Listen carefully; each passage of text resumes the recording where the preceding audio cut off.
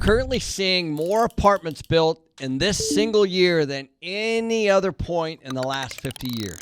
But here's the wild part. Nearly 1/3 of that supply is just going to two states, Texas and Florida. So by the end of 2025, over 506,000 new apartments will hit the U.S. market. And I've been talking all about this. This supply is making it really, really good for the renter. But that number is not a guess. That's straight from Rent Cafe and Yardi Matrix. And that's what's going to hit the U.S. market this year. But let me ask you this.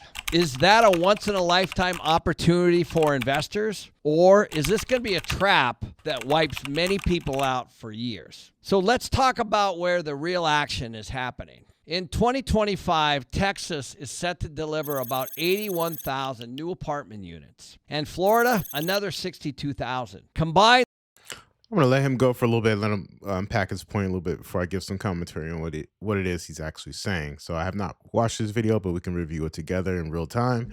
And you guys let me know what you think in the comments. Especially looks like if you're in if you're in Texas or Florida, let me know what you think in the comments and what are you seeing in those markets. Please don't forget to hit the like button and subscribe. All right.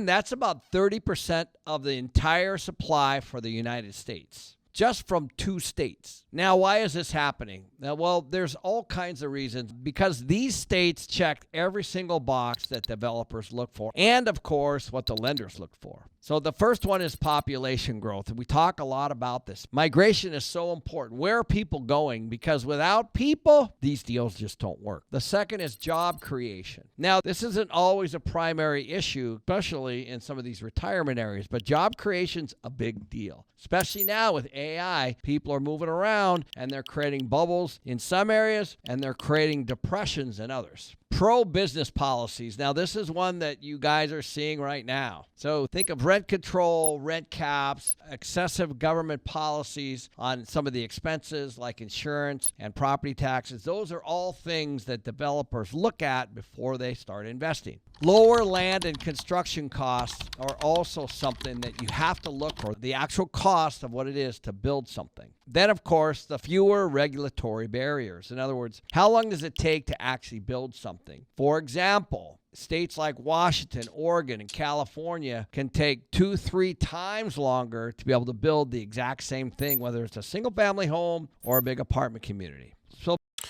So let me just jump in right here. So right off the gate, right off the rip, I think there's a couple things here. Well, this is just me going off the top. What I look for, what I would think is affecting the Florida and Texas, why so many big developers are going there. Excuse me. One is we have a population that is getting older and the baby boomers. And I forget what the statistic is, but they outnumber us quite a bit. And I think that's playing a big role when you think of in terms of a lot of those baby boomers are aging out and retiring.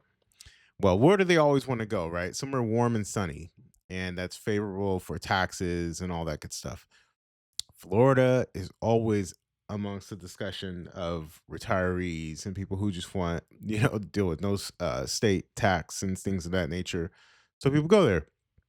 Texas is another one that you hear a lot of people going there. In fact, he's not a retiree, but my brother just moved to Texas, him and his family. So the migration thing is real. I myself just relocated to Georgia. I've been here for about a year and a half now. So um, the migration thing is a real thing. And people with families, I think, that are finding it, like myself, this is all anecdotal, right? It's just people I've talked to and people I know. Um, you're finding it more challenging to live in the coastal regions of the country. I mean, anything out west, Oregon, California, Washington, is always going to be expensive. And same on the East Coast, you got, New York, all those coastal areas, just going to be very expensive. So we're tending to go like inward and then down to the southeast corners, and then Midwest, which is why I think a lot of those markets are really on fire and more affordable. The job situation, I don't know. That's a tricky one. You guys have to let me know what you think in the comments. But just off the top of my head, I would think it would be cheaper for companies to do business in those regions. because the cost of living is a lot more affordable. So then you don't have to pay. You can have lower pay scales. That's just, again, me trying to reason through, like, okay, why are these big developers moving to those areas? So let's continue on.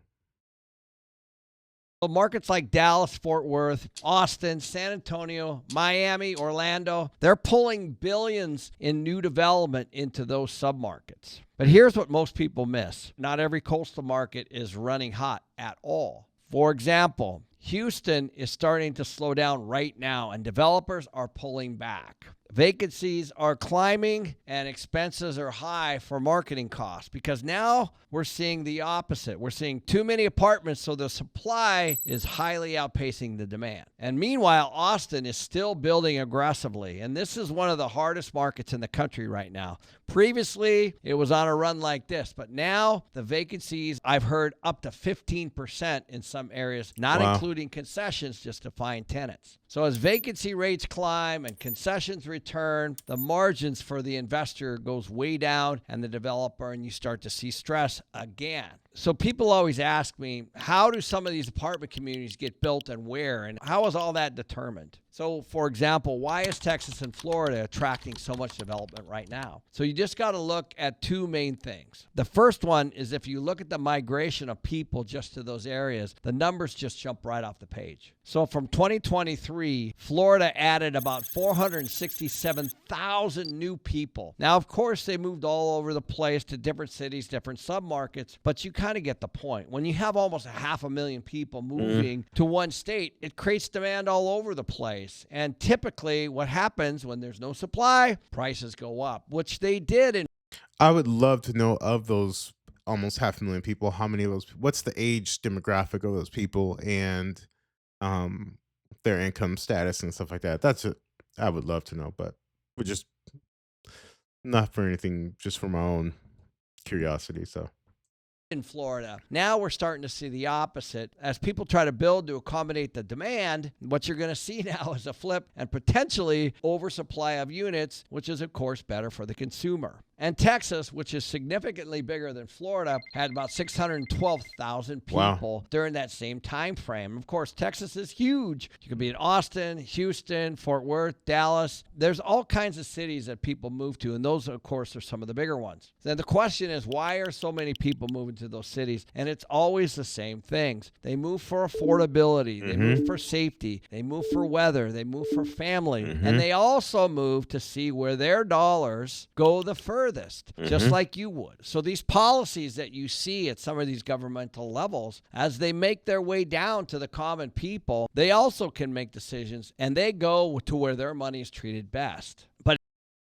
here's the dark side of all that overbuilding and the opportunity. The greatest thing about apartment development is that you know when it's permitted, you know when you break ground, and you know approximately as units get delivered. So a big project can take 2 to 3 years. These are slow-moving projects. So the projects that are hitting today, they were actually under construction last Two year and the years, year yeah. before. So there's a recent study out by Moody's that said that Austin had a 4.8 excess problem. So what does that actually mean? So Austin right now has about 400,000 apartments in their metro area. So a 4.8 excess means 4.8 times 400,000 is about 19,200 units more than the market actually needs right now. So Raleigh, North Carolina is 4.4, and Nashville, Tennessee is about 3.9. So you can do the math on those as well. Those are three markets right now that we're starting to see massive oversupply. So what does this mean? What this means is that the tenants have a lot of choices. The developers, they're going to be in a little bit of trouble because the tenants have lots of choices, and so you're going to start to see concessions,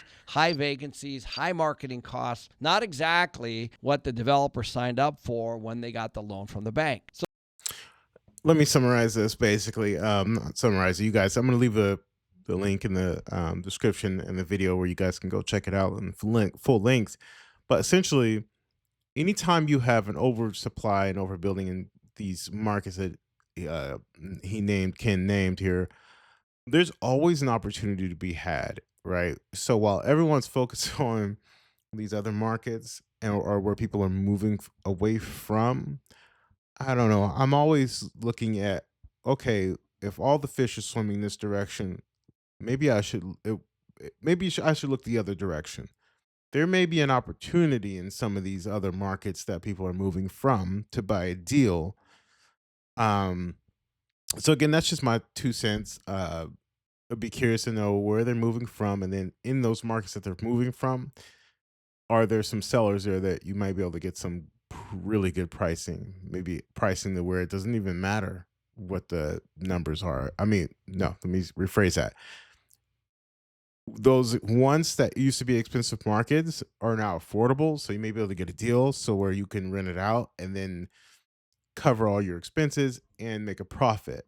So, there may be opportunity in some of these other markets. So, let me know what you guys think in the comments.